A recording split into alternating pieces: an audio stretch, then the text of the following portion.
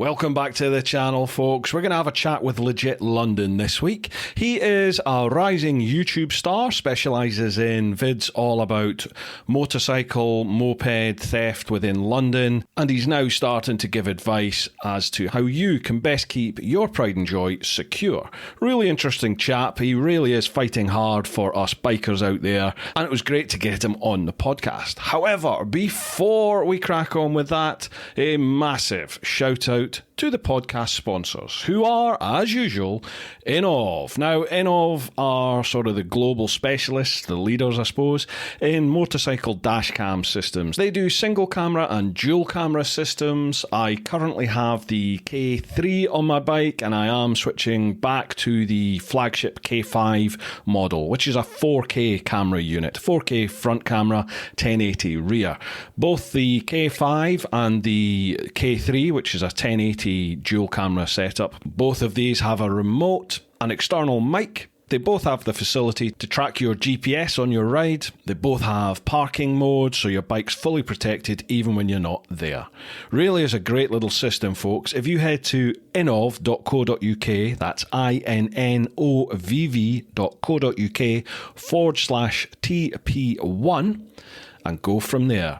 If you have any contact with Innov, please tell them that TeapotOne sent you. It is a massive help for the channel, both the podcast and the main YouTube channel as well. We are also sponsored by the Influencer Store. Now, the Influencer Store helps you build your brand, big or small, providing you with a solution and apparel. We help you to increase your fan base while supporting you with starting your own influencer clothing line with nothing more than just an idea or design, and there are no hidden costs. For more info, come and check us out at theinfluencerstore.co.uk or drop us an email at online@influencerstore.co.uk for more information. Now, the Influencer Store handle all the merchandise for TeapotOne, so if you head to my website, TeapotOne.com, and I think they also do Richie Vida, Lamb Chops, maybe even TMF and the Girl on the Bike. There's a growing list now of people they support. So again, when you head over to influencerstore.co.uk, make sure you mention TeapotOne. We are also supported by Ultimate Add-ons. Now, Ultimate Add-ons are the premium manufacturer of mobile phone and action camera mounting solutions for motorcycles. With a kit for any bike and a proven track record of creating products that keep the score here, folks. I read this out every single week. If you watch any of my bike review vids, you'll see the phone holder that I use. That is an Ultimate Add-ons phone holder. I use this sort of helix strap mount. They've got a whole variety of different mounting solutions, from the ones that go in the yoke hole, from the ones that go in the yoke on your handlebars through to solid clip-on arrangements, or even just a locking strap like I use. They also have cases for just about every major phone make and model out there. I have had absolutely no issues with any vibration damaging the camera or anything like that, and I've been using the phone case for almost, I would say 3, possibly 4 years now. They also do a variety of camera mounting solutions for GoPros and the like. Again, head to ultimateaddons.com, that's ultimateaddons.com, and use the code TEAPOT110, that's TEAPOTONE, with the number 10, for 10% off. Make sure you tell them TeapotOne sent you. And lastly, I just want to give a massive shout out to each and every one of you in the clan over on Patreon. You folks really have made the difference. You're allowing me to do this full time, which in itself allows me to dedicate time to the podcast. And we're starting to get a real variety of guests on.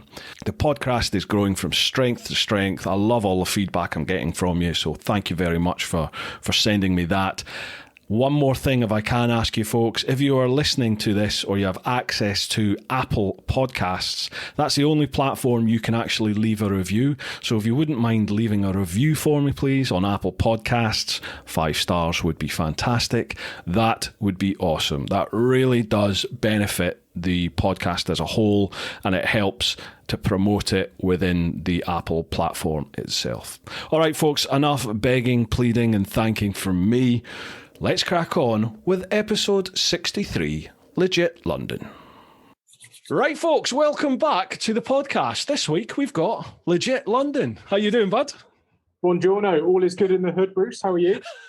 All good, man. All good. All good. Now, if you're wondering why Legit has his helmet on, there's a little bit of anonymity. He's anonymous. You haven't yet done the face reveal, have you? I know you're contemplating doing that, but it's not been done yet. I was thinking about doing it with you, but I probably should hold on to it for a bit longer. All received. So, Legit is going to try and make sure he speaks nice and loud. If there's any issues with the audio during this podcast, folks, I'll do my best to fix it afterwards in post. And if I failed miserably, then I'm really sorry about the audio. Just turn it up a bit. Right, mate. So how about, for those that don't know you, I'll start the way I always start. What's your name? Where'd you come from? What you do? Over to you. Awesome. So, well, my name is Legit.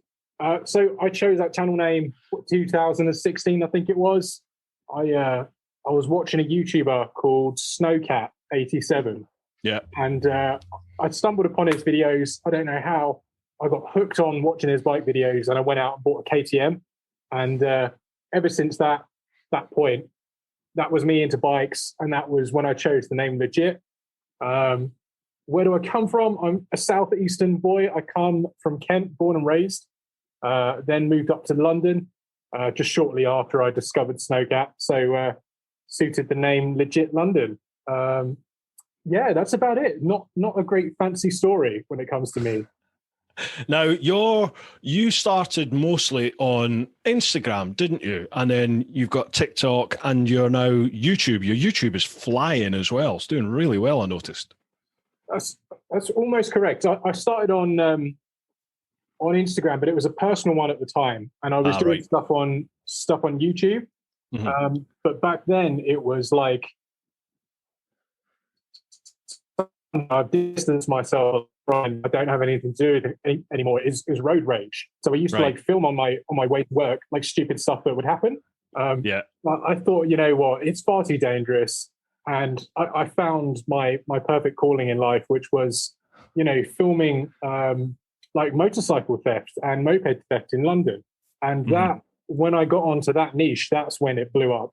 That's when the subscribers came in, the views came in, and the support came in. So it was really, really good to find my, you know, well-balanced area in the YouTube. Yeah, so essentially your content is based around like bike jacking, bike theft, but it's not first person. It's not you up close filming it, isn't it? It's like CCTV and other people's footage, collations of all this different footage. Some of it's pretty damn alarming, isn't it? You know, I've commuted through London for many a year, and I almost got bike jacked once. And at one stage, it was like a pandemic itself, wasn't it? Oh, absolutely. Yeah. 2017 to 18, I think, were the real worst years for it. And definitely. It's massively dropped off now thanks to like Operation Venice and, you know, officers just going straight at them on their cars and not worrying about any issues around that.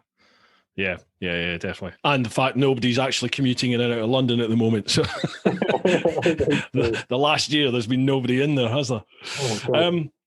Right. How long do you have to do this? I have as long as you want. My girlfriend's at a wedding, so the flat's all mine.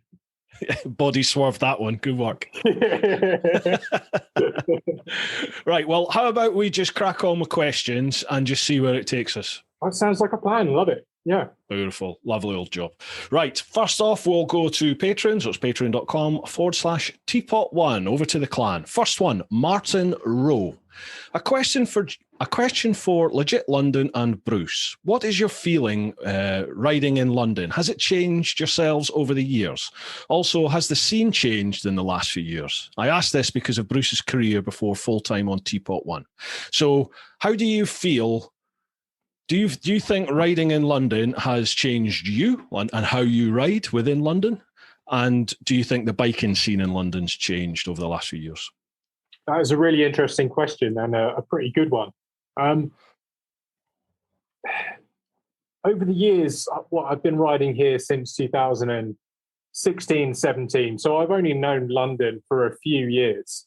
But in that short period I've been in here, the first year I had a bike, I had it stolen. And that screwed me insurance-wise for years. I learned from that mistake very quickly. And so my second bike, I took no chances with. It was in the safest place I could leave it, locked up to the teeth. And so that made me automatically feel like I was always very skeptical and just worried about leaving my bike on its own. When I was riding it, I generally feel quite safe. I think I've only seen thieves on a bike a couple of times, and it does put the fear of God into you. Your mouth goes dry and you think, shit, are they still following? Sorry, can I swear on this or not? Of course you can, mate. You can say what you like. Hey, you do think, are they going to turn around and follow me? And where am I going to go? So, my experience to it is very subtle and small, but I can definitely see in most general riders, their sense of security and safety is heightened to what, it used to be and what people were like pre all this massive crime waves of theft and moped snatching and stuff. Yeah. I've always rode defensively in that I know if you go by the book, you're supposed to put the bike in neutral and have, not cover the front brake, not cover the throttle. You're supposed to be totally neutral when you're at lights and all that, and when you come to a rest. Yeah. But obviously, that's the worst thing you can do on a bike in a city, especially in London, where where bike crime is rife, because you have to be in a position to get the fuck out of Dodge if anything happens, or if some idiot jumps a red light or comes flying the wrong way towards you, which has happened to me. You have to be able to react, don't you? So I've always ridden that way. I've always ridden very defensively. But when I had my sort of experience, when I nearly got jacked off my GS, which was right in front of Big Ben, believe it or not, crossing Westminster Bridge at the traffic lights there. When that happened, it was a bit of an eye-opener, because I always thought I was eyes about, and they were on me before I knew it happened. Literally, they were just one block in my way, the T-Max scooter, two up behind with a rat on the back, and it was just like, wow, where did they come from? And it starts going through your mind, doesn't it? I started thinking, well, you could probably take one on, possibly two, but then there's three of them, and you think the second you start scrapping one, if they don't stab you, then someone's going to get your bike anyway, aren't they? Oh, God, yeah. And it was like, what do you do? What options have you got? And is that a video on YouTube I can actually watch, Bruce? Because I've got to say, I never saw it. I didn't have my cameras running. Oh, mate. Gutted. Yeah. Mate. Gutted. I can't remember why I didn't. I think maybe the battery had run out on the way in. Yeah. There's so many times things happen to me where either I just didn't have the camera on, or one time the SD card filled up literally 5 minutes before I got T-boned at a junction. You're just like, oh, you fud. Now I've got Innov. I've got one of the Innov camera systems, like a dash cam. I've got that running on the tractor all the time, and it's definitely a peace of mind. Okay. What about the bike scene in London then? How do you think that's changed? Have you been involved with that? To be honest, not really. I used to go to Ace Cafe quite a bit, and now I feel like that has changed in itself to what like it used to be. So like on a Friday night, it is like pandemonium down there. It's absolutely mental. And for me nowadays, that's not what I want to associate, or that's not what I'm about anymore. Yeah. So same.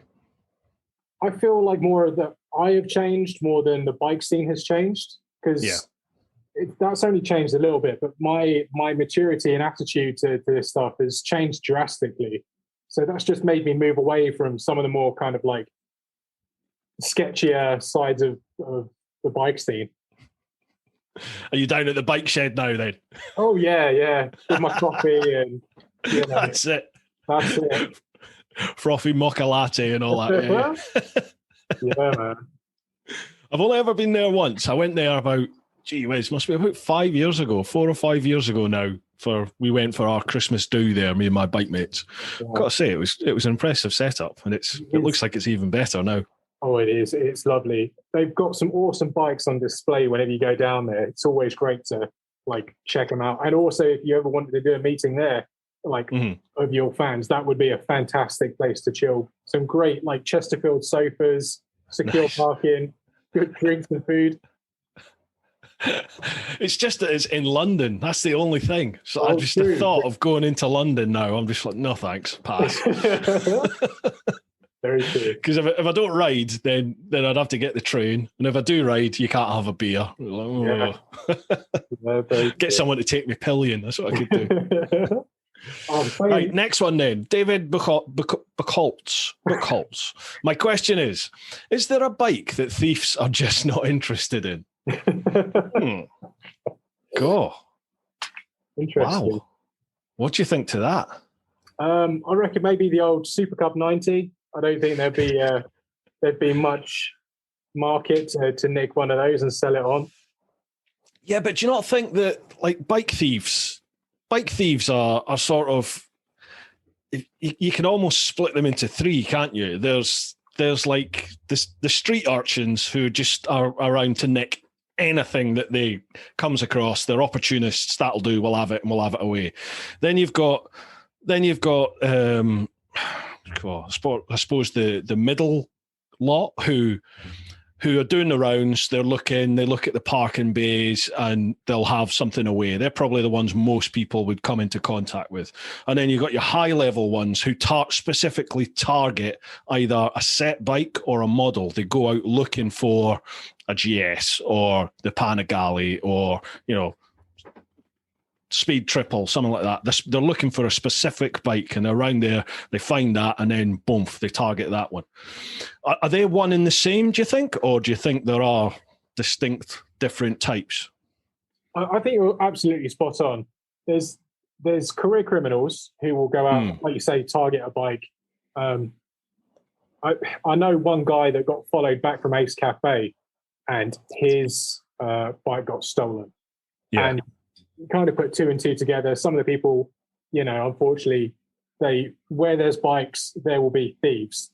Yeah. And, when you've got a very nice bike and you're showing it off at a bike event, someone's always going to pay attention to it. And, if they follow you home and they see where you store it for the night, that's what they're going to be telling their friends. And they're going to come around at 3 a.m., angle grinder and take it away.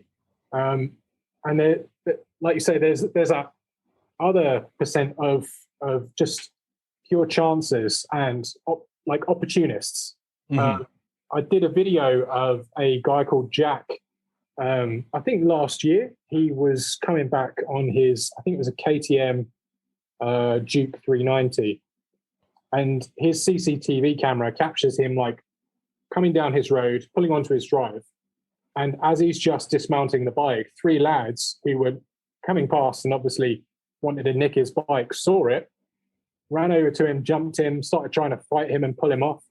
And Jack was really quick thinking, managed to get his chain, like a chain with a padlock on the end, and just starts swinging. And, he hit a couple of them. That really shit him up and made him think, you know what, this probably isn't the best thing to do. He managed to push the bike over so they wouldn't push it away, and they all ran off. And I think he suffered some bruises, but at the end of the day, he was all right. And we did a GoFundMe for him and raised all the money to cover the cost of the damage. I think there's definitely a couple of types of thieves. Unfortunately, it's kind of bad as well when you're a motorcycle owner and you're walking around in London and you look at the motorcycle bays and you see a V4S parked up with no visible security, and you think, Jesus, I hope to God that's got a bloody good tracker on it, because it's going to take 2 seconds to snap that steering lock and put it in a van. Yeah, exactly. Yeah. And that's how they do it now, isn't it? For those big bikes, they come along with the van, pull up alongside, and it literally is seconds out. If it's a steering lock, you can just snap it. And then 2 or 3 lads pick it up, whack it in the van, and off they go. I was saying to you just off camera for the benefit of those watching, I sold my R1 today, and the chap I was selling it to came down and he said, "Can I test ride it?" And I was like, "Look, man, I'm not comfortable with that. You can give me the money first, and then it's yours to test ride, or you can jump on the back and go pillion." So that's what we did, riding down Barnet, by High Street. He's on my back. And I didn't realize, and I didn't see it initially, but like a police traffic car was behind us within seconds, and they were checking us, like checking the plate. And I was going a little bit fast, so I wasn't speeding. Pulled into my friend's driveway, we dismounted, and he pulls right up behind my rear wheel and goes like, "Oh, is this your bike?" And I'm like, "Yeah, man. Do you want to see my license and everything?" He's like, "Oh no, it's okay. Just wondered what you were doing, like tee up and all that." I was like, "I'm literally just selling this guy the bike, and I wanted to do a test ride." And he was like, "Oh," he shouted my name, and he was like, "Don't worry, mate. The bike's not stolen. We checked it and everything, so we're getting a good bike." So I was like, "Wow, happy days." Yeah, he was grinning. I was like shaking because I thought they were going to do me for speeding. But I'm glad they're on it. No, well, yeah. I mean, I know from my experience that we used to see it all the time. I used to obviously do the static post stuff around all the diplomatic premises, and you'd see it all the time. The old T-Max scooter, isn't it? The two-up T-Max scooter, just they're up on the pavements, they're everywhere. Just ride down the pavements, grab people's phones, off they go. You just see it all the time, and there's bugger all you could do about it.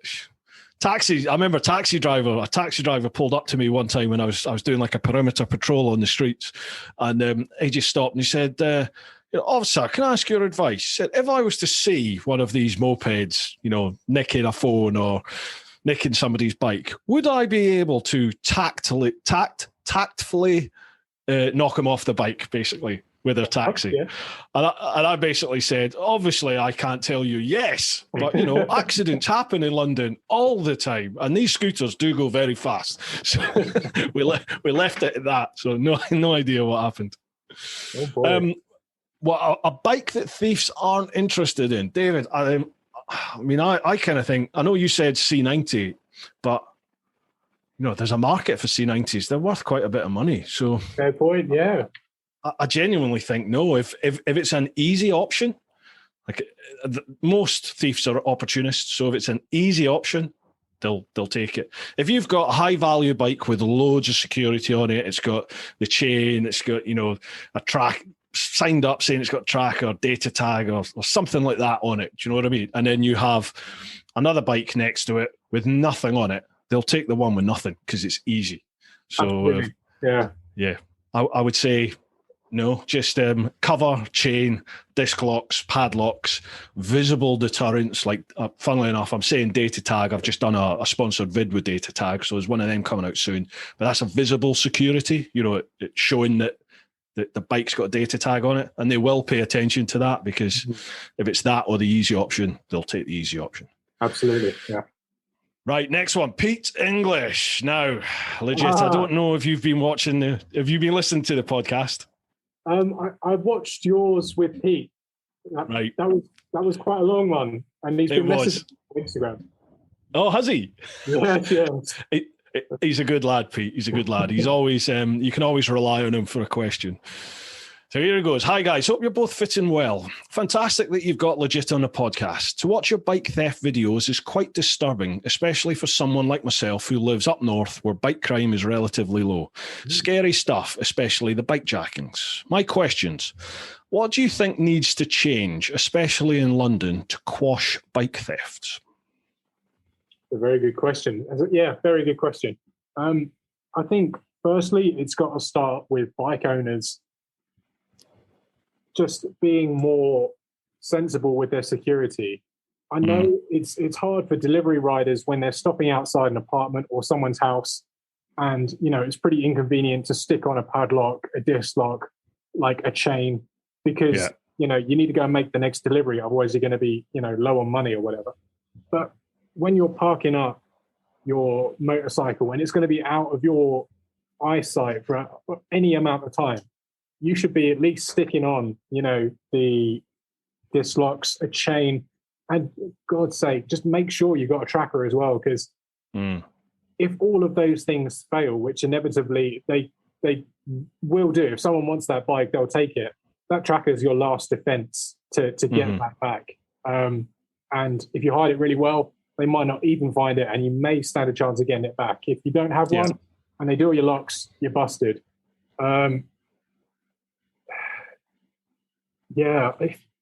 it's just unfortunate it's even a thing these days. But especially in my area, I am.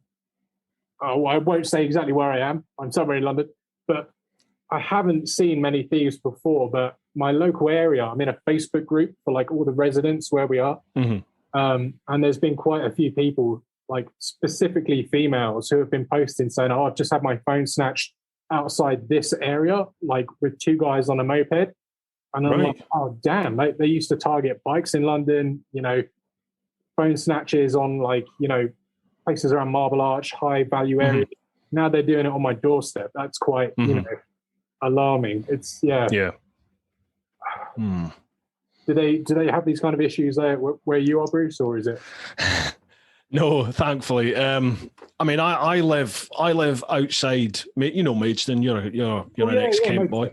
Yeah. So I'm outside of Maidstone, a couple of miles outside, and I live in a tiny little village. So, touch wood. I shouldn't say there's no problems, because somebody will probably come and tan my house now. But I've had no issues here.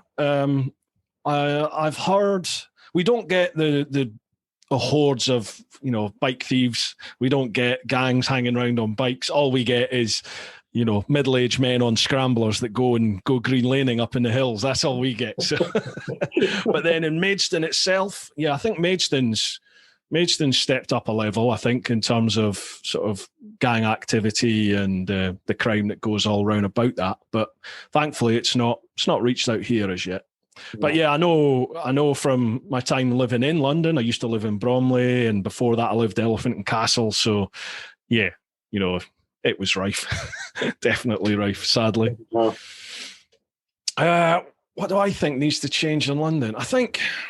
I mean, definitely, as you said earlier, that the fact that the police are now maybe that they're actually able to do tactical contact with the thieves, specially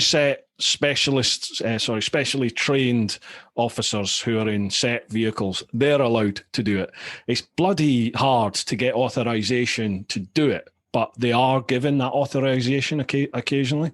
And that definitely seemed to have an impact, didn't it, when the videos started going viral on social media of these little shitbags getting T-boned off of their mopeds and bikes and stuff. Oh, yeah, definitely.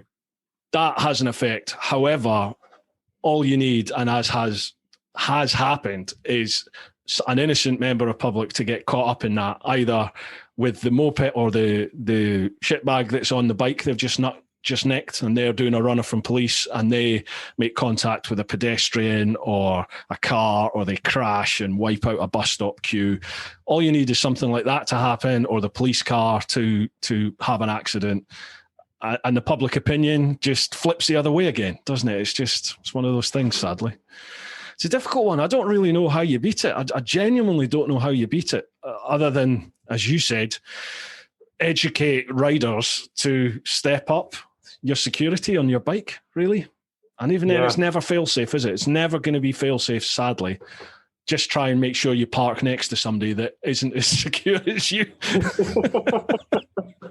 It's horrible, but yeah. Pete's got a second part to his question. Do you think the police could possibly deploy more drones to catch, follow, and even track them to their homes? Surely they have the technology and battery life now to do this. No doubt the technology's there, Pete, but that sort of stuff, I mean, it's surveillance at the end of the day, and it's sort of that is more for very high level terrorism stuff and very high level crime, because you're dealing with all sorts of data issues, privacy issues, public safety issues, all sorts, aren't you? So they'll never just use that for effectively common or garden street crime. Yeah. I mean, what you might know different. Do you know any different? No, I was going to say I know of the drone teams that they have, especially like the British Transport Police. They've got some for the out like middle of nowhere where there's miles and miles of tracks. They can stick a thermal camera on it and just see if there's anyone or anything on the tracks. That's like brilliant. For central London, you've got City Airport. You've got a lot of no-fly zones around some of the prisons and stuff.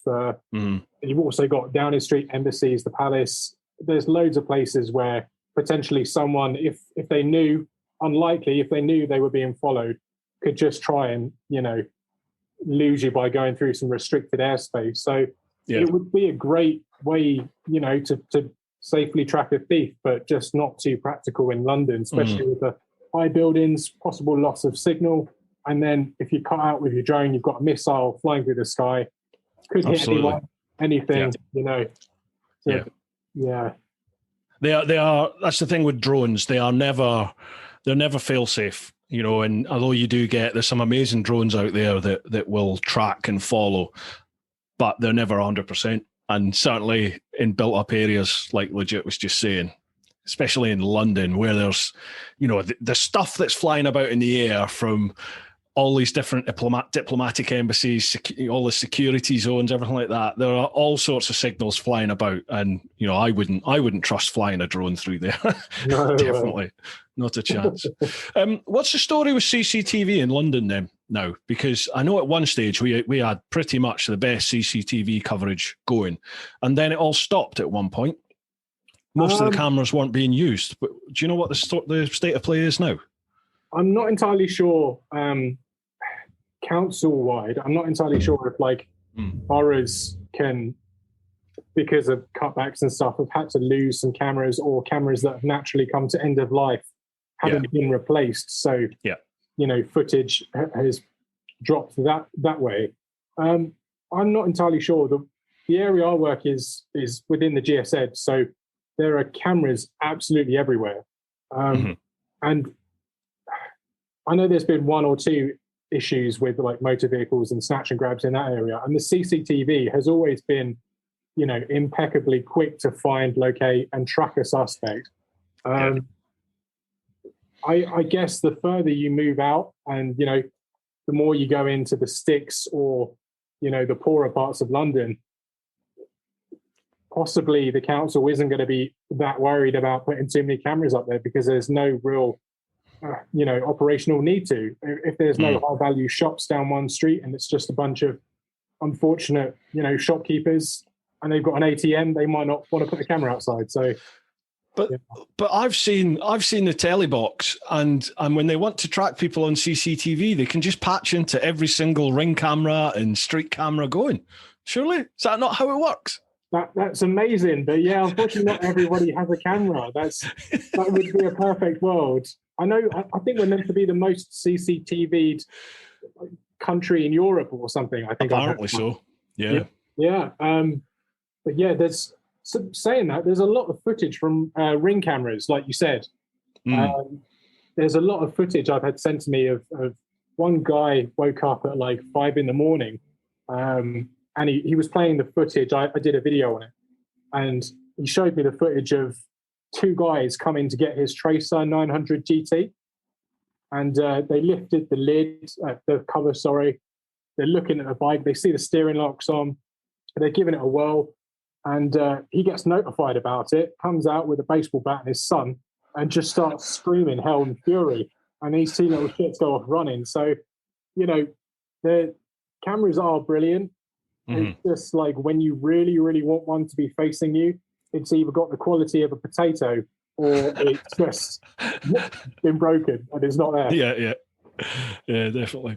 Yeah, those ring cameras are pretty damn good. Yeah, we want to get one here. I want to get one in my garage as well, just as another level of security, basically.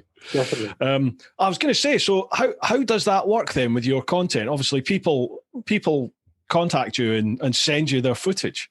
Yeah, pretty much. Oh man. So that's one way it comes in. Often enough, I'll see some stuff in the news, and so if it comes from the Met Police, they have their press area on their website, and they'll upload footage onto that, which is free to use, free publication.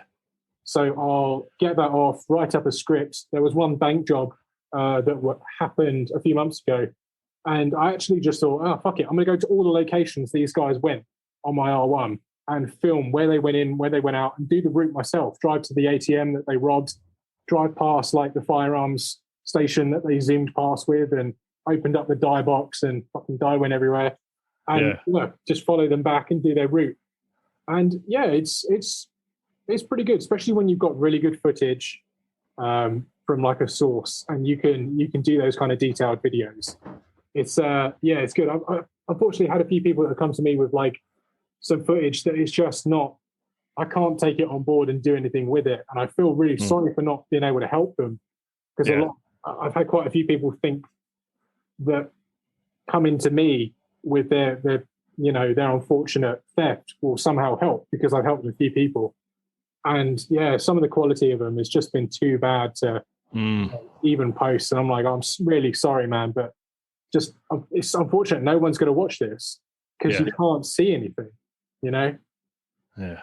That's the way it is. What do you find is your most popular videos then? Talking of views. So, ironically, where you had your bike jacking on Westminster Bridge, I had something very similar like 5 years ago. I'm not proud of it. I was going along Westminster Bridge at the end of the day, singing to myself, and a massive group of cyclists, like teenage boys, doing wheelies in the road, going up to cars and like skidding out the last second. They were coming across the bridge. Yeah. And, this one guy, I'm about to overtake this car and go in the chevroned area between the two lanes.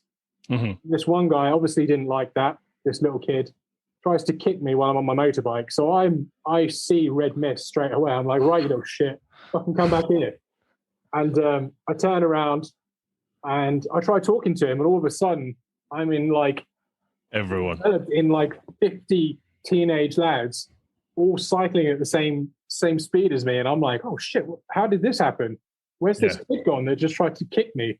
And all of a sudden 2 people take issue with me, and it was very tense and very interesting. I don't know how to this day I didn't run anyone over, I didn't crash my bike, or I didn't get stabbed, because it was so intense.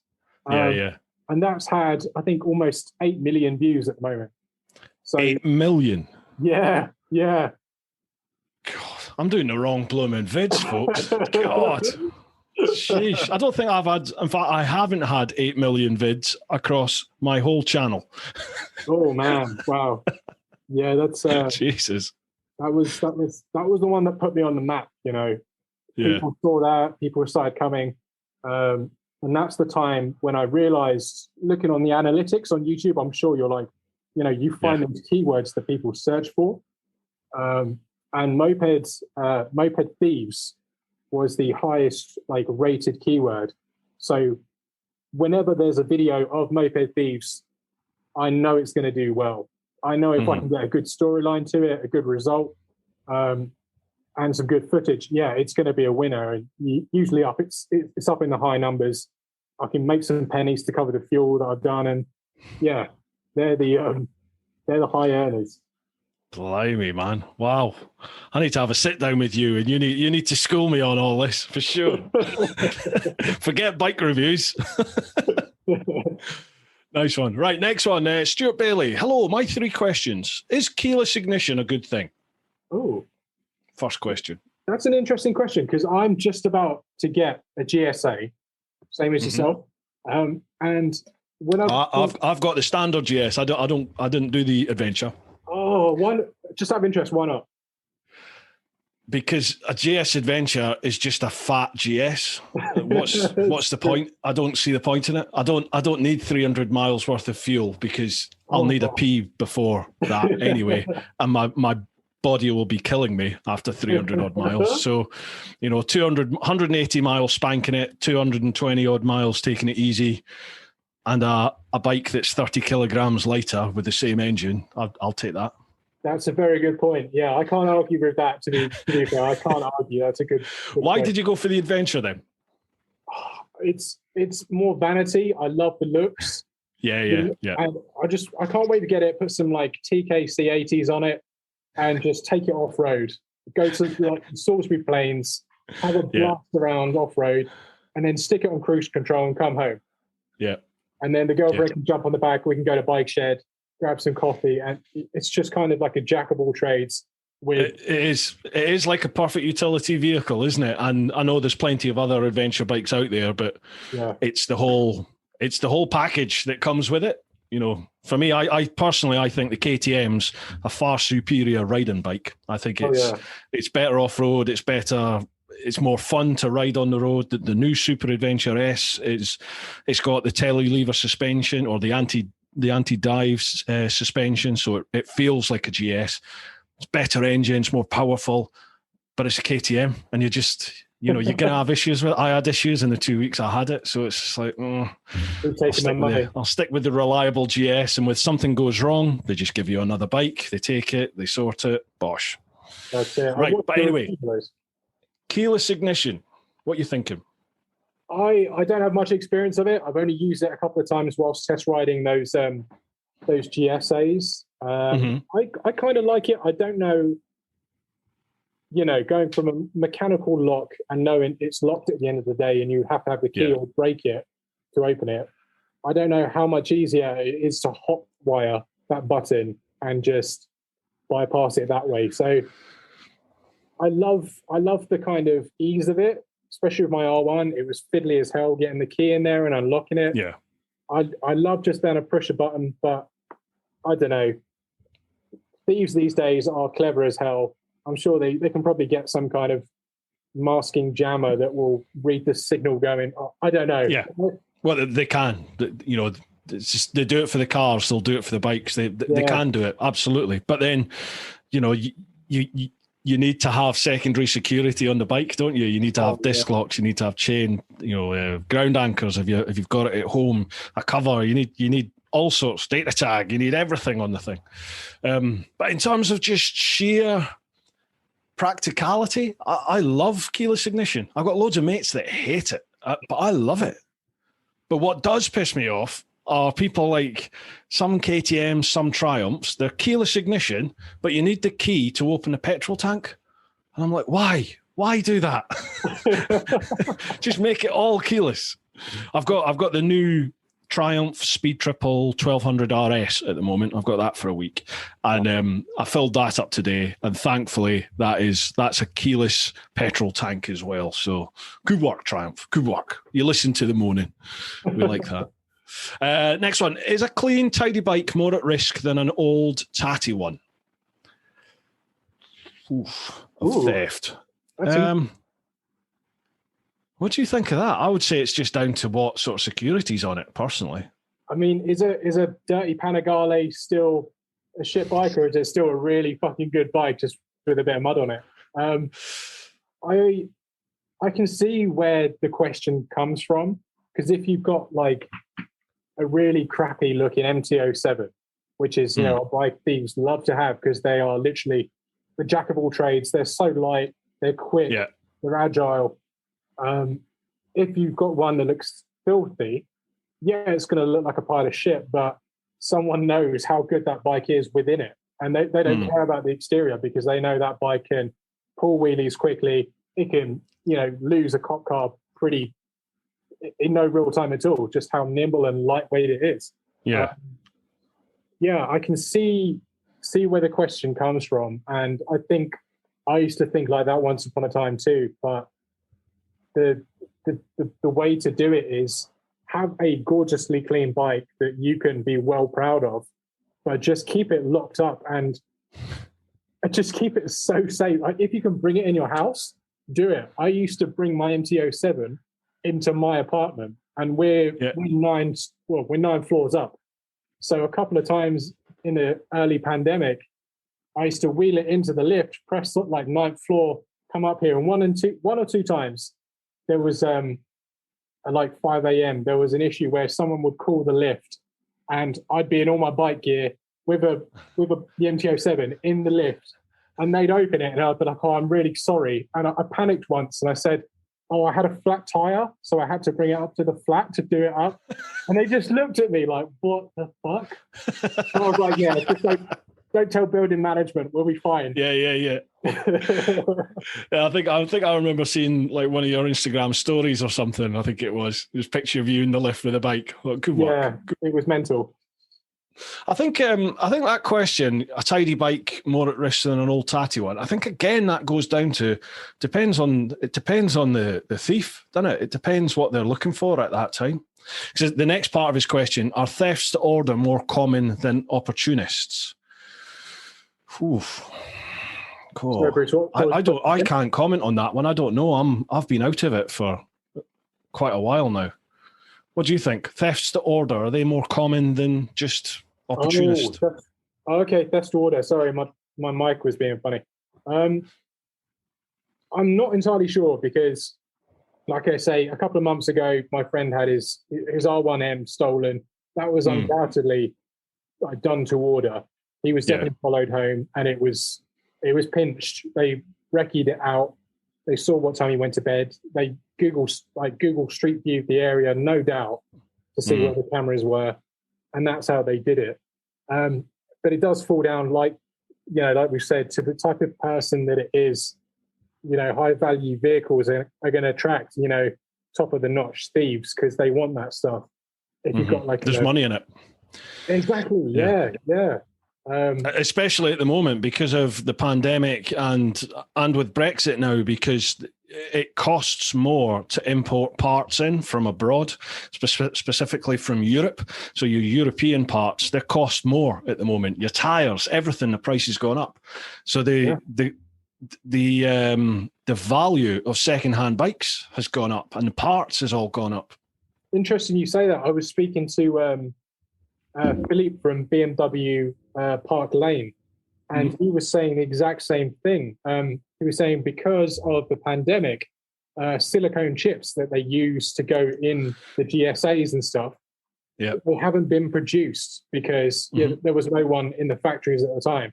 So now the second-hand market for a lot of BMWs is a lot higher than it used to be because those bikes are rarer, and so it's just driven up the market. So thieves are, if they don't know that, they know that now. So they're probably going to go out and jack a load of BMWs and get more for their bike.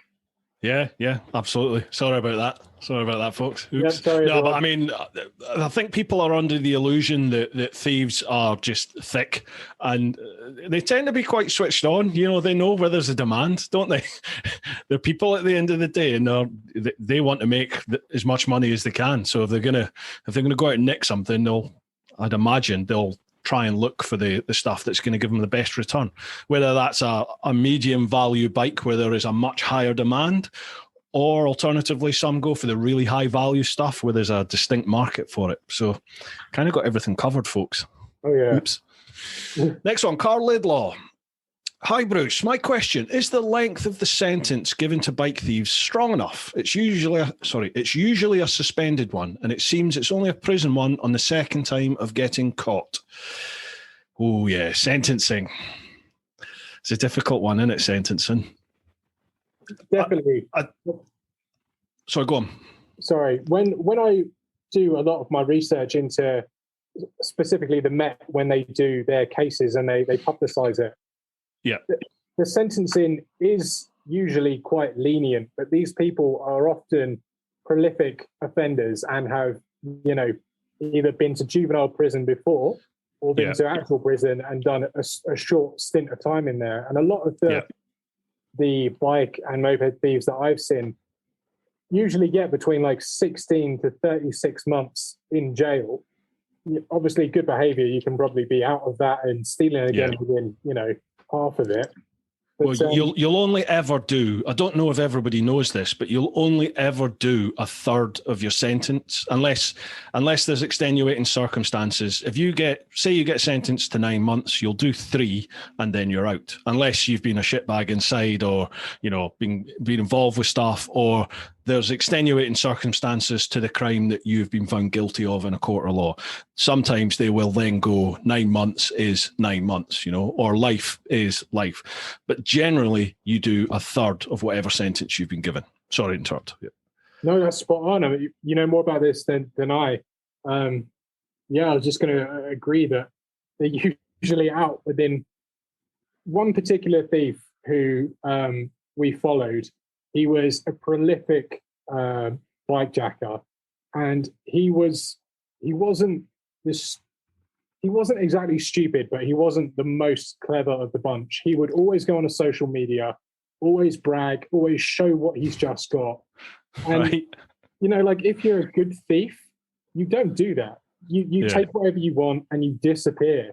You don't post up on social media for everyone and their dog to see, because that's how you get caught. And this guy was doing it because he loves the reputation he got from stealing bikes, and that was inevitably his downfall. There were a load of people who recognized his voice because he got so much attention, and I ended up doing a video on it on the end, and we unmasked him because he was a nasty bastard. He stole, you know, a couple of people. I know one person, and he stole her bike. And he was like riding into delivery drivers, like in a car, knocking them off and like taking the piss out of them. He was stealing bikes from Westfields in, you know, White City and stuff. Yeah. And it's just those kind of like stupid braggish types that get caught. The ones, you know, just disappear and never post about it. You'll probably never find them, but those ones in particular, God, they boil my piss because it's just unnecessary. You don't need to rub salt in the, you know, the face of a victim that's just had their bike stolen by, you know, setting it alight or going on a joyride with it and filming it. Yeah. Sadly, it's sort of rife on social media, isn't it, in certain circles? Yeah. Carl, what you were saying there about the length of sentence given, I think, again, there's often a preconceived idea that the courts, like the judge, has carte blanche to give whatever sentence they feel justifies that crime. And it generally doesn't work like that. It'll be like, you know, a theft at a set level has a set sort of maximum sentence you can give. And I think I might be wrong here, but it also will have a minimum sentence. And then the judge can give anything in between those sort of values. And it goes like that all the way up to murder. And I'm assuming like the maximum things like treason and mass murder, they're probably the same. There will be an absolute maximum that can be given, which I don't know if the death penalty is still because treason used to be death penalty, wasn't it? Right up until fairly, as in maybe the 80s or 90s. Yeah. You could get the death penalty for treason. I don't think you would now. But again, there may be extenuating circumstances for that. But the other side of things is if you get sentenced to life in prison, well, that doesn't mean life all the time, is it? It's like, I think it's 15 years or 20 years is a life sentence. But sometimes if they think the case is severe enough, they can go life being life. Life means life. So again, it all depends on what the range for a sentence is for the crime that they've been found guilty of. So I used to see it countless times. You know, you take some pretty horrible people to court and they'll get found guilty, and sometimes they wouldn't even get a custodial sentence. You know, they wouldn't even get sent down. They just slap on the wrist and off they go. But it all depends on what they're being tried for in the court and what the range of penalties are for that. But yeah, me personally, I think you should be chopping their hands off. I think bring back the stocks. I think bring back the stocks into the Greens, the sort of the borough Greens, and publicly shame these people. Publicly shame them. But that will never happen in this day and age, sadly. Do you want to comment on that, legit, or shall we move on? My lips all are received. Before I get taken down. Yeah, definitely. Right, next one. Mark Fulcher. Hey, up me ducks. Couple of questions from me today. Number one, for Legit and Bruce, because you're ex-plod.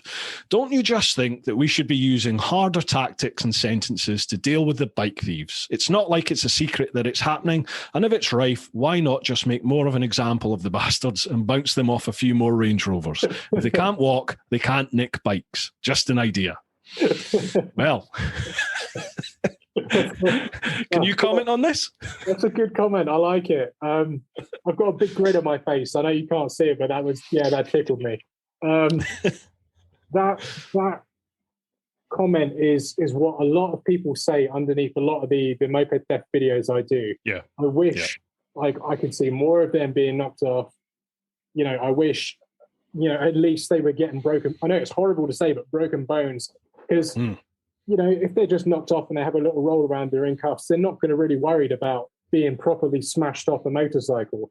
And I know of one instance where I did a video of a guy who chased after a motorbike thief who he spotted, and he knocked him off like this road, and he went into the back of a van. Now, the sound of him hitting the van was pure bliss, but he sustained quite severe injuries and he had to go to hospital. And so the police, although this guy was a shitbag thief and was on a stolen bike, had to do an appeal and say, we know this guy is riding a stolen bike. We want to find out who this person was that knocked him off, because you can't take the law into your own hands and be a vigilante and dish justice yourself. Yeah. Yeah. And like we were talking about earlier, if that hadn't been like a member of public that had knocked him and sent him into the van, and the police had just been chasing, and this shitbag crashed into the back of a van, then although you'd be thinking, awesome, that's summary justice for the shitbag, unfortunately, the officers who were pursuing him, they're going to be under investigation, and probably 9 times out of 10 may be facing some sort of disciplinary as well because of that. And that, I know, I don't know if this is accepted, but I know it was the case in that a lot of officers out there just would not pursue at one stage.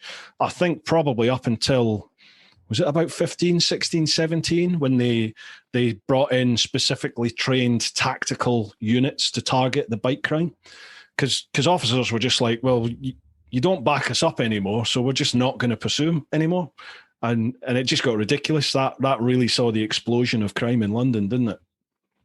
Oh, massively, yeah. So I think that there's a multifaceted approach. Oh, I sound like management here. There's a multifaceted approach needed for bike crime, I think, specifically in that you've got to protect the people who are going to be, at the end of the day, who will have to pursue these people. So that's going to be the old bill. You've got to protect them, not to say that they should be given carte blanche to act like assholes and hooligans. No. They're trained to a very high level, and as long as they act within that, fine. Yeah, they're going to have to be investigated to get that. But if you've been found that you've acted within that, happy days. You've also got to protect the public, because these shitbags don't care if they go on the pavement. They don't care if they jump red lights. And do you know what I mean? If you're just making your way home from work, or your missus, or you've got your kids in your car and you're going through a green light, everything's fine, and some guy on a moped comes through a red light from your left and T-bones you, you've got to protect you, haven't you? At the end of the day. So how do we do that? It's a difficult one, isn't it? If we allow the old bill to chase the thieves, they're going to jump red lights. They're going to do everything they possibly can to get away. That puts members of the public into danger. It's a difficult one. I don't know what the solution is. I saw an interesting article in MCN, and it was a police commissioner from Northumberland, I think it was. And she was saying all new motorcycles must be fitted with trackers. All right. I thought that was really interesting. I saw a lot of people in the comments were like, oh, no, I don't want a fucking tracker on me, telling them every time I speed. At the same time, it's like, a double-edged sword. Okay, just don't act like an idiot, and then your bike's really safe. Yeah. Because if then all motorbikes had trackers and they weren't easily identifiable, they were built into the motorcycle somehow, the success rate of thieves stealing a bike and keeping it and being able to sell it for parts is going to drop massively, because our chances of getting it back are going to be way higher. Absolutely. It always makes me chuckle when people say that about trackers on bikes, the dash cam system that I've got on my bike. Obviously it's recording all the time, and people are like, oh, I don't want to be tracked. I don't want people to see what I'm up to and what speeds I'm doing, where I'm going. And I'm like, you've got a mobile phone in your pocket. That's the easiest thing in the world for the old bill, just to, it's a little form, access that, and you can access all the information that shows them where you've been, what mass you've triggered. That's how they find people. So it's just a sort of dead end argument to me that I don't want to be tracked. Well, sorry, you are tracked. It's it's just the way it is. What tracker do you have? Is it Monimoto? It is, yeah. I did some work with them a few months back as well. And my friend took his bike, his K1300. He stashed it in it and went riding around London. And I gave him 20 minutes and tried to find him. And hats off to the company because it did pretty well. The only time I couldn't find him was when he went into an underground car park just by Tower Bridge. Yeah. It sent me its last ping. It was going in intervals of like 1 minute. So I could kind of see his average speed. I could see where the last ping was. So, common sense goes, okay. Speed, time, distance, yeah. Speed, time, distance. Where could he realistically go that would be out of cell coverage? And so there were 3 car parks. I went to all 3, and on the third, I found him. So, that's how you can kind of get around these things. But I learned from that it's not a fail-safe, It's, you could go to an area where there's 101 multi-story buildings with car parks underneath, and it would be impossible. So I watched some videos and I went and bought an RF tracker. So it's originally designed for tracking falconry, but you can track it up to like 20 something miles away. It will go through car parks, concrete. It's literally the same technology that is in Bike Track and Automatic Centrac. But I mean, that's a paid service. I've got my own unit and tracker, and I could find my bike or anyone else's who has an RF signal coming from their bike. So it's pretty cool. Do you do any work with stolen motorcycle recovery? That London company that specialise in recovering stolen bikes. I've reached out to them a couple of times. I've said, guys, give me a shout if you ever have a recovery. But their work is, some days when I'm on days off, they might not have nothing at all. And other days when I'm at work, they might have like 20 bikes and, go out to get them. So it's very hard to kind of match up a date. Yeah.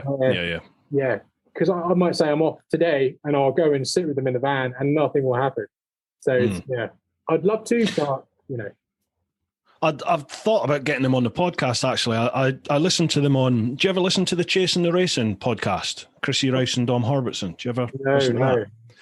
It's really, really funny. Good bunch of lads. Chrissy Rice is the national stock 1,000 champion, and Dom Herbertson's a road racer. He's done TT and loads of stuff. Right.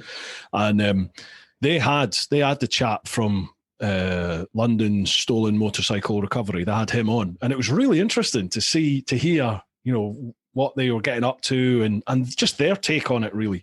Very analytical, much like yourself. There's a lot of thought that goes into hunting their prey, and they seem to be quite successful at it, which is good to hear. They're good guys. Talking of tracker, sorry to interrupt again. Talking of tracker, do you get a kickback from Monimoto? Do you want to give a shout out for your link? Oh, thank you. I have no idea what the link is off the top of my head, because I'm very prepared for all this stuff. But I do. Where do people go then?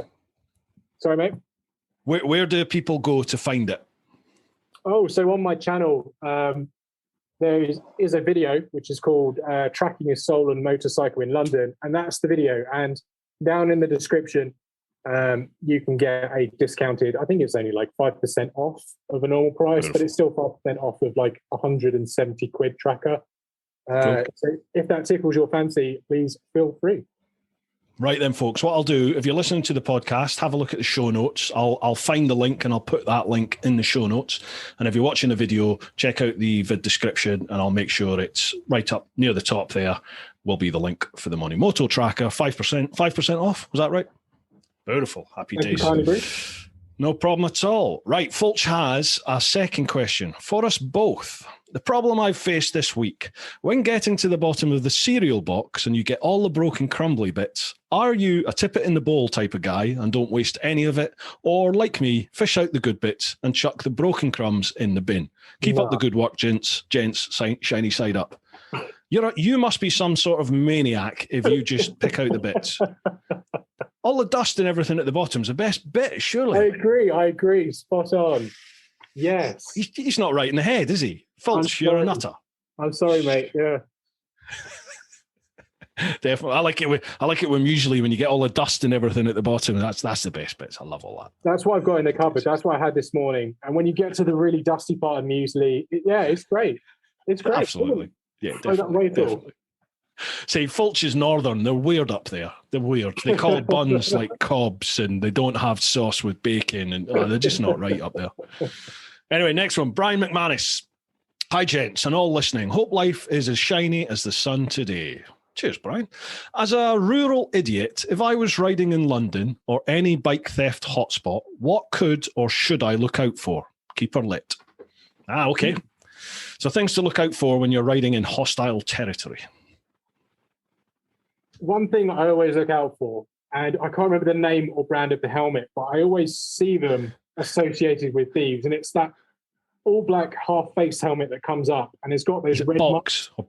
No, roof, something like that. I think so, yeah. Whenever I see them, I'm like, thief.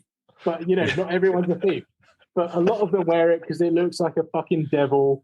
You're like, okay, mate, whatever. Just awareness of your surroundings and your position to others is literally imperative riding within London, not just for theft, but for normal vehicles, because there is a car turning everywhere. There's an Uber that's going to do a U-turn in front of you nearly every time. Black taxis, oh my God, always doing U-turns. So keeping a good eye on your mirrors, always, we're meant to check them anyway, but just keep doing it because it's always good to know what's behind you. And if you see, a shitty bike coming up with two people on it, I am always skeptical. I'm always like, okay, what's my next route? Where do I go from here? If there's traffic in front of me, am I going up onto the pavement? Am I filtering down traffic? Like, what am I going to do? So always have a plan as well. Yeah, definitely. It's never get yourself, it's key to London anyway, to commuting in London, is never get yourself boxed in. So if you can filter down the outside, but you are taking your life in your hands because, as legit says, taxis, Ubers, black cabs, they do Uis left, right and centre. I got wiped out in Deptford by a young kid doing a Ue just like that. Buses pull out on you, pedestrians step out on you because the traffic is generally at a standstill. They just step out. So you really have to have eyes everywhere, don't you? And for me, I always used to filter down to the front, and you're not supposed to sit in the the cycle box thing at the front. If you get a copper who's having a really bad day, they can ticket you for that. I didn't bother me in the slightest, but they will ticket you. I've been told off for it and all sorts. But I would always get as close to the front as I could, and as legit says, have that escape plan in your head. If those mopeds behind you that you're seeing, if they do decide to come up behind you, where are you going next? And how are you going to get out? How are you going to escape? So have that in your mind. Again, I always have it in gear, ready to go, clutch in.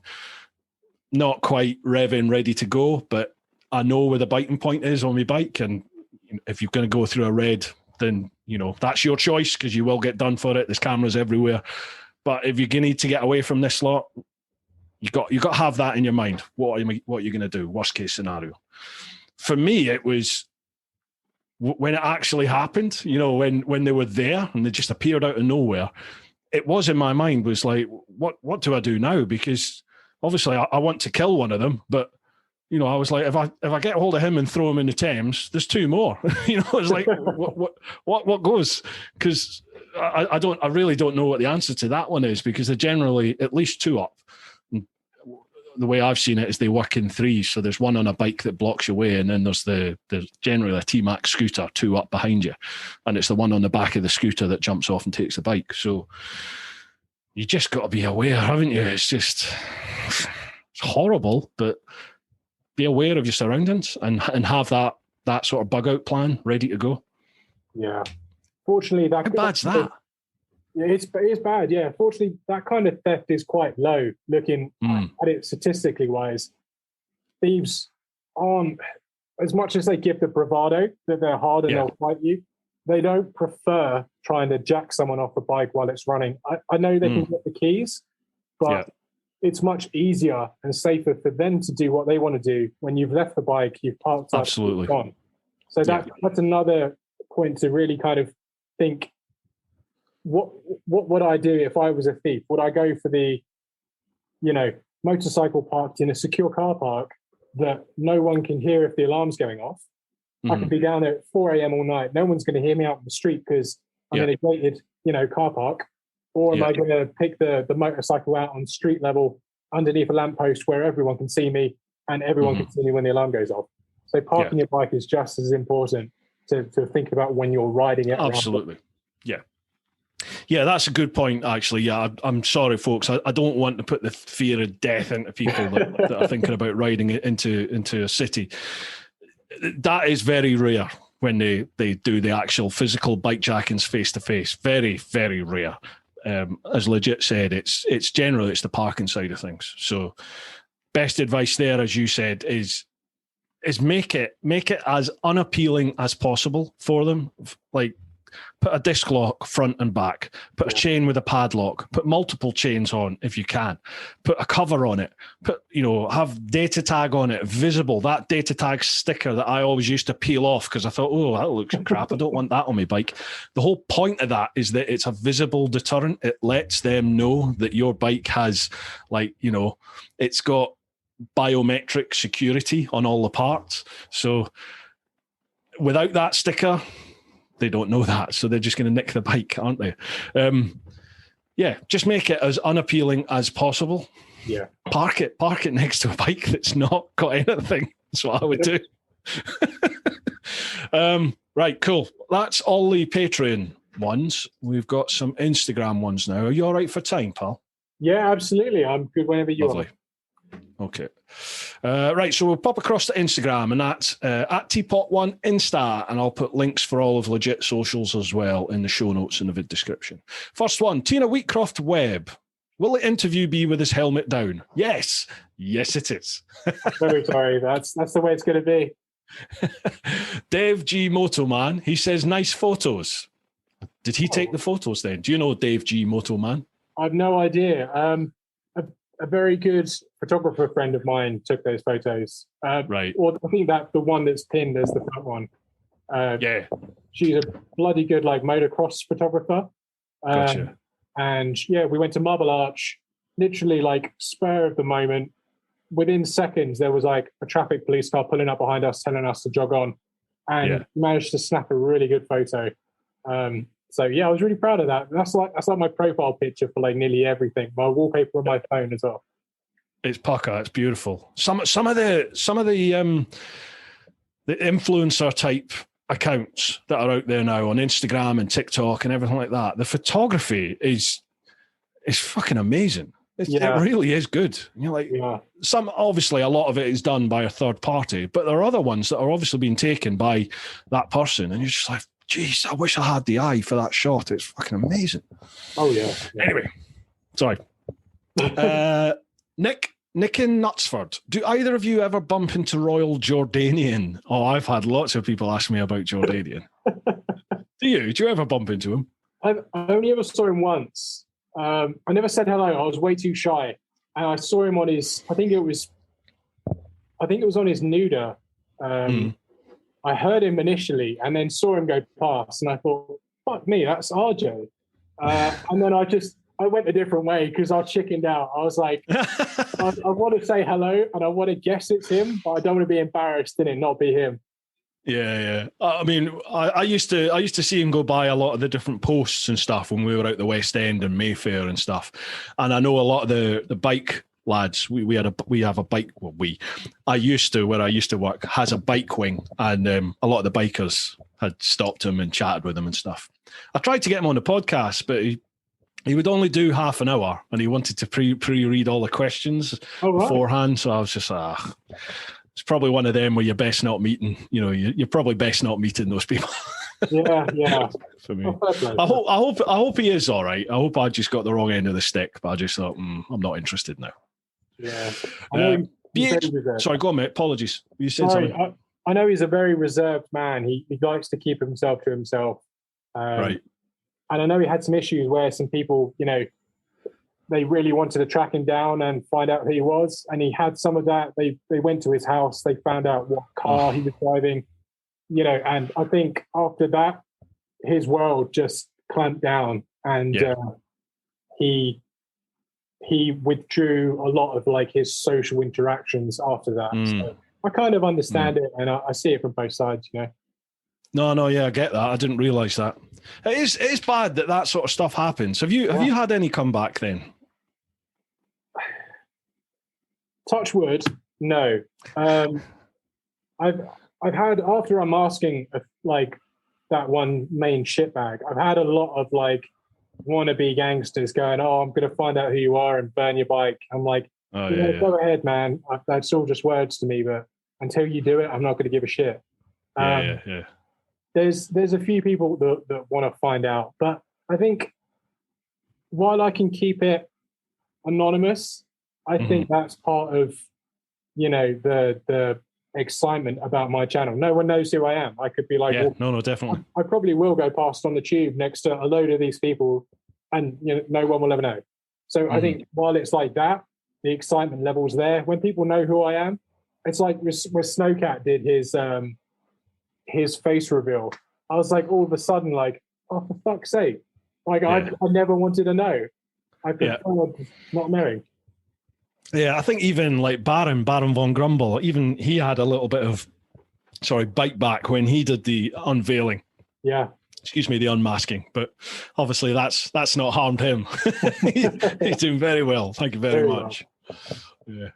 Yeah. Next one, BHP UK. Best roads you've both ever ridden on, and are there any new bikes in the pipeline that you will want to own? Ride safe, guys. So, best roads. Interesting. I've spoken to them a couple of times. They've got some awesome roads up north, and maybe in a few months I might go and visit them. They've definitely offered me to visit and ride a couple of their bikes that they tune up. So, yeah. What, BHP UK? Yeah. Nice. They're bike tuners. Okay, yeah. Definitely worth a visit. I saw on MCN a little while ago, there is a road that goes from Folkestone along to, where did I go to? Seaford. And it's like 70 miles along the southeast coast. And it's the equivalent of the PCH in America, like our equivalent. I know in Scotland you've got the NC 500, which is mind-blowingly cool. But for, shitty southeast of England, that's our claim to fame. And it is, I did it with a couple of friends. I'll find out what the road number is, but that was pretty spectacular. You go past Rye, Camber Sands, lots of long roads and twisty little bends, and on a sport. I must have ridden it. You must have. It's a great road. I don't know. I was down Rye today, actually. Oh, really? I was down all that way. Yeah. Doing the Camber Sands run. It was good fun. That bit of fun. Nice. For me, I think for me it's got to be West Scotland. Oh, wow. There's a road. I've been asked this so many times, and I never look at the road number. But where Elandonnan Castle is, do you know Elandonnan? The one it's right on the loch. It's a castle. There's a bridge that takes you from the bank out into the little island on the loch, and the castle's on there. It was in Highlander and all this sort of stuff. Yeah, that's called Elandonnan Castle. The road that runs along there, just further east from Elandonnan on that road, there's like a T-junction with a road that heads north. I can't remember the name of it, but that road follow all the way up to Ullapool. Phenomenal. Just phenomenal. Great fun. That's probably my favourite UK riding road, I would say. Wow. Yeah, love it. All up there, all up in the northwest, especially once you get into up into Sutherland, the northwest of Scotland. There's bugger all there, man. And it's, you've literally got golden eagles sitting on the fence posts or flying above you. It's mint. You've got white sand beaches. It's gorgeous. Beautiful place. What about bikes then? Bikes in the pipeline that you either want to own or would like to ride? So I spoke about the GS. I watched your video, the 1290. Was it 1290 or was it the 790 Adventure S or R? I think he did a video on one of those. I've done both. Never the 790. I've done the new Gen 3 Super Duke R, 1290 Super Duke R, and I've done the new 1290 Super Adventure S. I've done those. I'm getting the numbers muddled. I did look at that briefly and think, you know what, some gorgeous WP suspension, an engine that can do stupid speeds. Yeah. I was considering that, but then I remembered KTM. So, I've been there. I've been burnt by them. I'll stick to the German engineering. So yeah, it's going to be a Beamer. While I've got, the opportunity to have my girlfriend on it, I'll go with that. I've been quite obsessed with the Tenere 700, the T7s. I absolutely adore those bikes. And with the Dakar, Paris Dakar kind of style fairings you can get for them. Yeah. Fuck me, they look so cool. Crash bars, kitted out like a Dakar bike. Oh, yeah. I've never ridden a Tenere. Never. Yeah. I need to sort that. I need to find a Yamaha dealer somewhere and try and get my hands on one. Yeah. A lot of folks say good things about them, especially the new T7. Yeah. I've never tried it. Next one, Roger White. We all know Bruce is a gym queen, making that body of his looking as damn hot. Thanks, Rog. But what is your go-to hobby off two wheels? That's interesting. I won't be too specific because then I could give myself away. I used to play cricket quite high up for where I was born. So Southeast, I used to play cricket quite well there. I won't say much more, but yeah, I fucking love cricket. And I don't think you can class it as a sport, but just walking through, is it rambling or just going off piste and going, oh yeah, talking about piste, skiing. I fucking love skiing. Wow, I thought I was really boring then, but I pulled it out of the bag. Yeah, skiing is one of my other fortes. I fucking love it. Where'd you find the time? Because genuinely, I struggle to find time to do anything else. And this is my job. So between writing and editing and doing the podcasts, I struggle to find time to do anything. Good point. I've got to agree. But luckily, the job I'm in, while all this has been going on, they've given us not required to attend. So my shift pattern that I was on is even now smaller. So I don't even work the same amount of days I used to. So that's more time off. One thing I wanted to ask you, because I got into a point where I was uploading videos quite frequently, maybe once a week.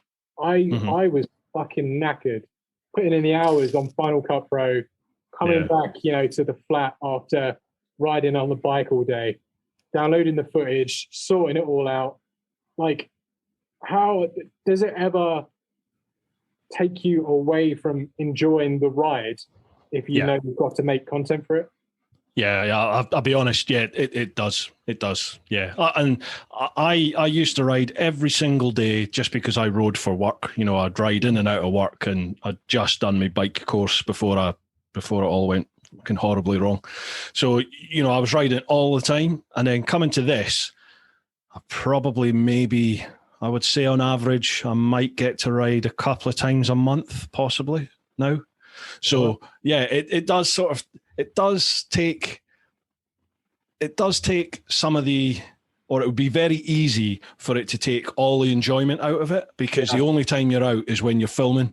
You know what I mean? And I'm saying it's work. People are going to be like, "Oh, my heart bleeds for you," but you are constantly thinking, "Do I have that shot? Has the audio worked?" Because fucking GoPro audio is shit. It's so unreliable. You get home after filming and the audio is either not there or it's intermittent. And, there's all these things running through your head. Have you got the right shots? Have you got the right content? And then now I'm starting to pick up sponsored vids. So, Again, some people hate them, so you put all that work in and you get nothing but abuse for the vid. But then with sponsored vids, you have to make sure that you're giving them what they're paying for at the end of the day. So there's all that side of stuff. I love the process. I really enjoy editing. I really enjoy getting the footage and making the story from the footage. So for me, it's almost like that is now an addition to riding because I enjoy the actual process of making the vids. And what I've found is you also have to set aside time just to go riding, whether that's by yourself or with your mates, no cameras, just ride and enjoy it, what got you into all of this in the first place? Just sort of reconnect with that and enjoy being a biker. That's been a massive help for me. Definitely. Okay. And then also I had Chase on Two Wheels on here, and I was chatting to him, and he was saying to me, it was like a light bulb moment. He works Monday to Friday, and literally it gets to, I think, 6 p.m. at night, and he stops. That's him. It's literally down tools, and I'm done now. I'm spending the evening with my missus, or I'm going to go away with my mates. And for me, it was like, I don't get that because I'm doing like 20-hour days, 7 days a week here and still not got enough time to do stuff. And he was like, yeah, you need to have that. You need to find where the balance is because otherwise all you're going to do is work and something's going to suffer there. And he's right. He's totally right. You just have to find the balance for you. So I'm still trying to do that. Yeah. No, he's right. Yeah. Right, next one. Andy Adair 85. I had that R1. It's a handful of a bike. What's that meaning, Andy? Did you actually own it or one like that? I don't think he owned my one. Like one guy from Scotland owned it for the first 9,000 miles of its like 8-year life that he had with it. Yeah. And when I got it, it was just smashed around. Well, not smashed around, rode carefully and all received. Yeah. Did it have those fairings on it, those anniversary red and white colors, because they're beautiful? Oh god, yeah. I where I park it's underground, so it's always covered up, never a day in the rain. I would never, I know it's stupid, never ride in the rain if I could help it. There was one time where me and my mates rode to Great Yarmouth in a day from here, and like round trip, it's like 320 miles. On the way back, it was a beautifully warm day. Like that was a morning's ride, yeah? Yeah. Oh, yeah. It was a beautiful day. We bombed it down there. I was in full leathers, I was blistering hot.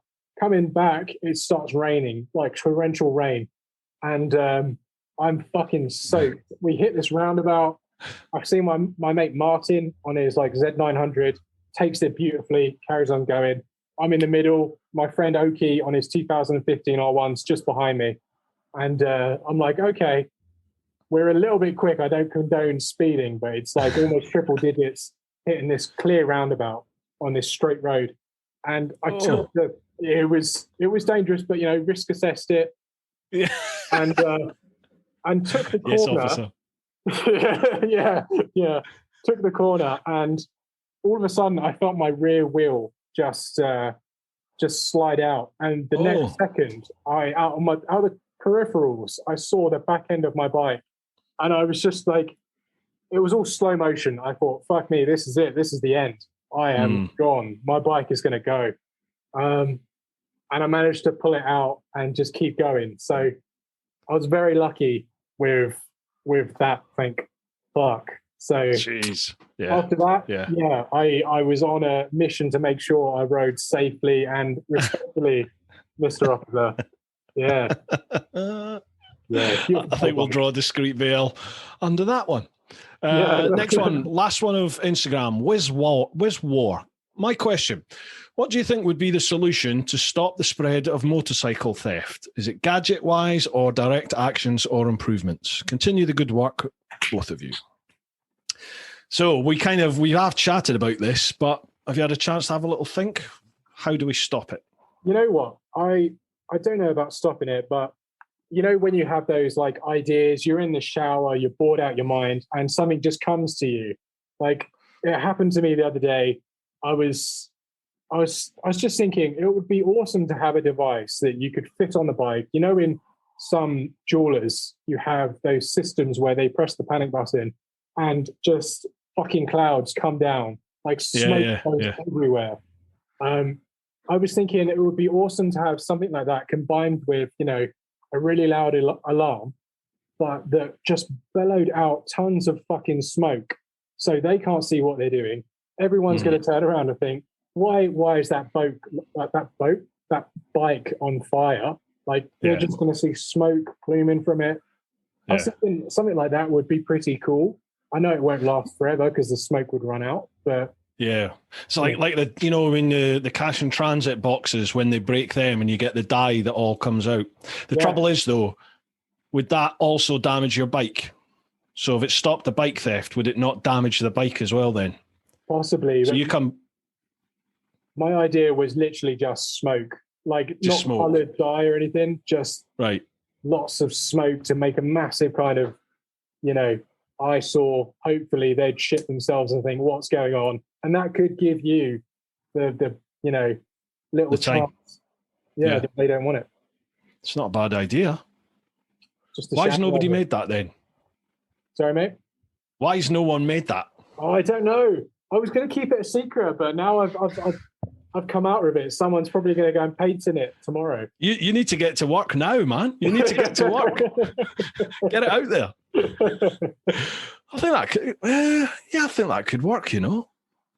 Yeah. No reason why that couldn't.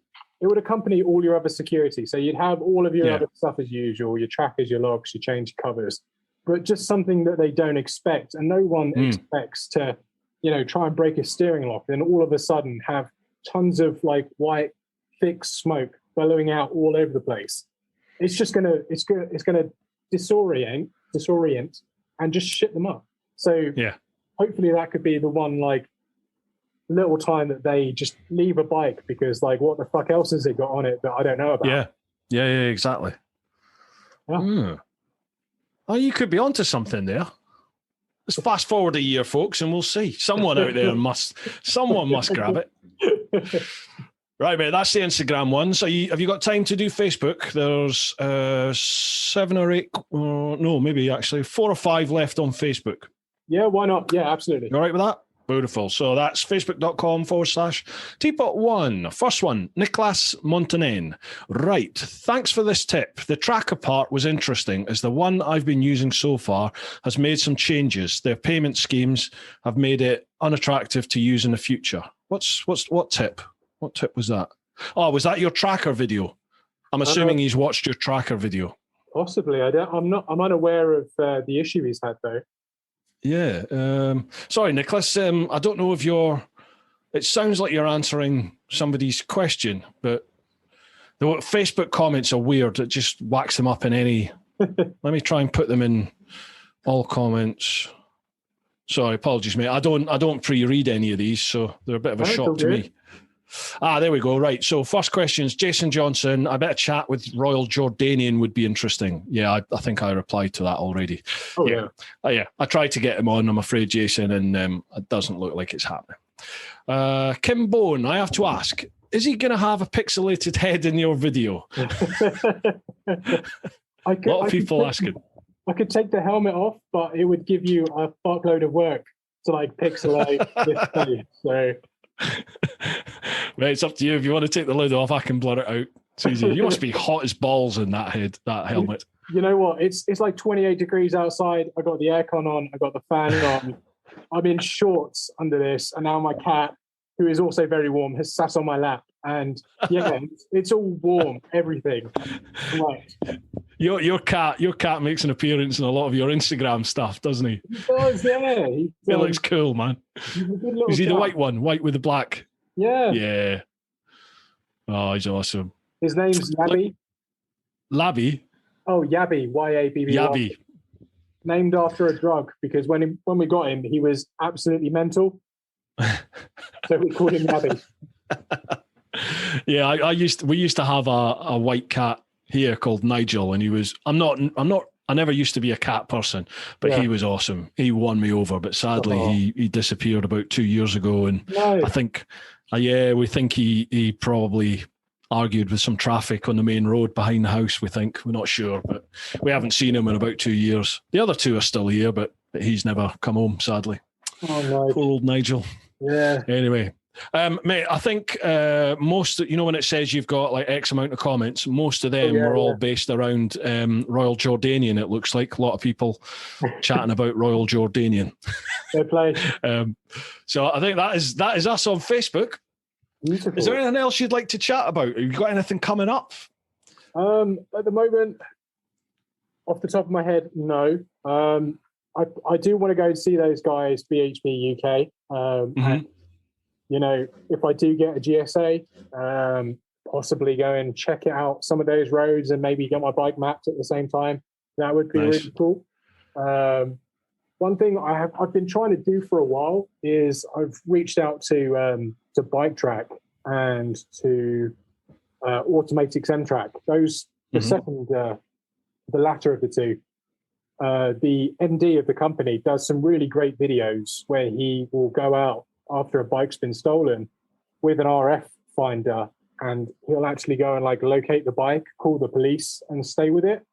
And if you ever need to like binge watch some videos, like fucking hell, the girlfriend was annoyed at me. I just spent ages watching these videos of like, plant equipment being recovered and bikes being recovered and brand new Range Rovers being stolen from East London. Like, he did it all. So I reached out to like him and Bike Track in the hopes of tagging along on like a recovery sometime. And unfortunately, I got through to the MD of Bike Track, and he said basically it's something that couldn't really be done because it's very unpredictable, which I keep bumping into, which is a real shame, because I'd really love to like be involved in that and document the recovery process on a stolen bike. So, fingers crossed in the future that could happen. New stuff's going to be coming up when I find a suitable GSA. I'm going to try and get one with panniers and everything, the full, TE spec version. We'll see. Watch this space. Stuff could happen. Hopefully just good stuff, nothing bad. But yeah, how about yourself? Apart from being able to test ride like tons of awesome bikes and blimey, I really want to. I just want to travel again. I just want to be able to hit the road and get back to Spain and Europe, and I really want to push further afield again. I'd love to do some stuff out in India and across in the States, Canada. I've got quite a wide sort of community that follow the channel, and I would just love to be able to get over there and meet up with some of them again. So, because obviously I did the world trip, but the vast majority of my sort of community has come on board post the trip, well after, really only in the last 5 or 6 years. So I would love to get back out and hit the road a little bit and meet up, even if it's just a week away somewhere at a time. And so there's all that I want to do. The podcast is going from strength to strength. So getting, like yourself, getting some great guests that are coming on. So I want to keep pushing that. And with my vids, I'm constantly sort of, it's weird. I get criticism from it, from my own established community. Some people don't like different styles of editing. So I constantly try and change it to try and find the one that's going to, it's going to trigger the algorithm and get it moving. Because it's slow, but secure growth for me. It goes up about 1,500, 2,000 subs every month, but there's rarely a big massive spike, and I just got to keep trying to figure out what's going to conquer the world. We'll see. I remember when you said you were leaving the job and you were going to do this full time, and a part of me was thinking, fucking hell, that takes absolute guts to do. But you can tell from your videos that you're doing, you've got the determination for it, and you're just going to keep growing, man. I hope so. Thank you. Definitely. Appreciate that, man. You're hitting the algorithm, man. And the stuff you're putting out is fantastic.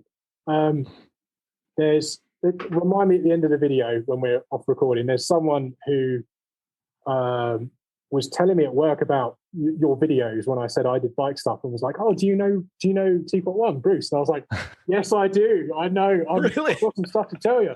I'll tell you like a bit about him at the end. But oh, cool. Yeah, like a lot of people, go, oh, do you know Teapot? Like, do you know Bruce? I'm like, yeah, he's a really cool guy. Go check him out. It's cool, man.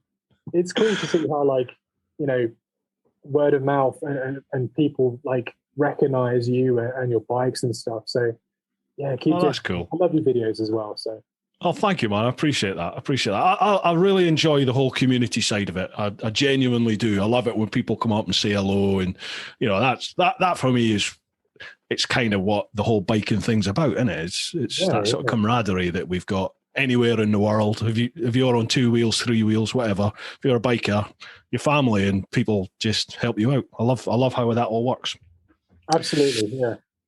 Right, dude. I think that's probably us then. We've got no more questions left here, and you must be melting in that because I am in here. Jeez.